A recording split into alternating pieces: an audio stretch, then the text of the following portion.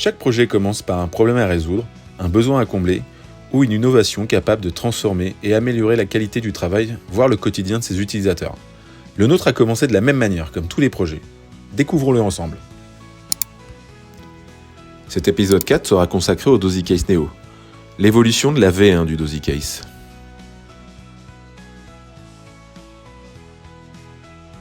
Pourquoi est-ce qu'on a lancé une nouvelle version du DosiCase?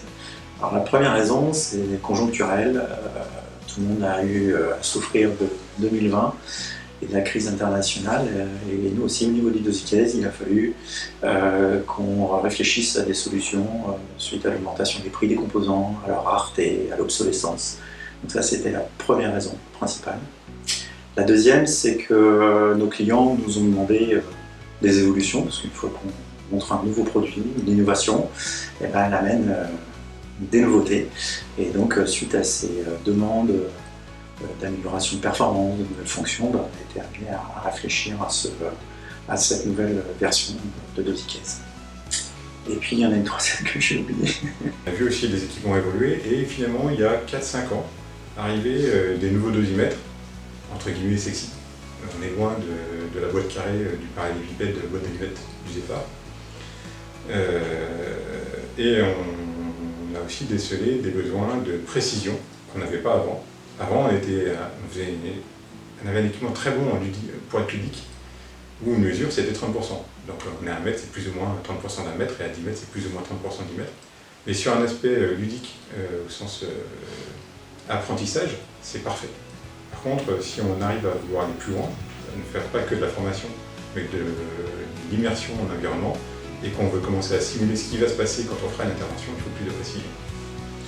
Troisième raison, c'était aussi l'arrivée de nouvelles technologies, parce qu'en électronique, il y a des nouvelles normes, nouvelles performances qui sont proposées sur le marché par les fabricants de composants. Et donc on a saisi aussi cette opportunité de sauter sur cette nouvelle génération de technologies et qui nous permettait d'améliorer fortement les performances et d'augmenter encore l'expérience utilisateur. Depuis quelques années, Oddo travaillait à l'époque sur une technologie qui s'appelle Ultra Wideband et on savait que cette technologie devait nous permettre d'atteindre des performances beaucoup plus fortes. Donc on a décidé de faire un successeur au premier DosiCase, qu'on a appelé DosiCase Neo. Et on a développé une nouvelle carte électronique avec de l'Ultra Wideband, avec des capacités que le grand public pour l'instant ne voit pas. On anticipe déjà dans le futur des capacités directionnelles, des équipements qui viennent se greffer sur d'autres équipements, des capacités de communication entre équipements, par de la radio, par d'autres technologies. Et on a conçu une carte sur laquelle multi-équipements et puis des beaux équipements avec un designer pour arriver à une valise dont on est assez fier aujourd'hui, qu'on est content de montrer, et une très belle application avec une interface machine qui tient la route. Franchement, très agréable à utiliser, joli à voir, des concepts de puits par équipement qui sont intéressants. Enfin, c'est très intuitif à utiliser.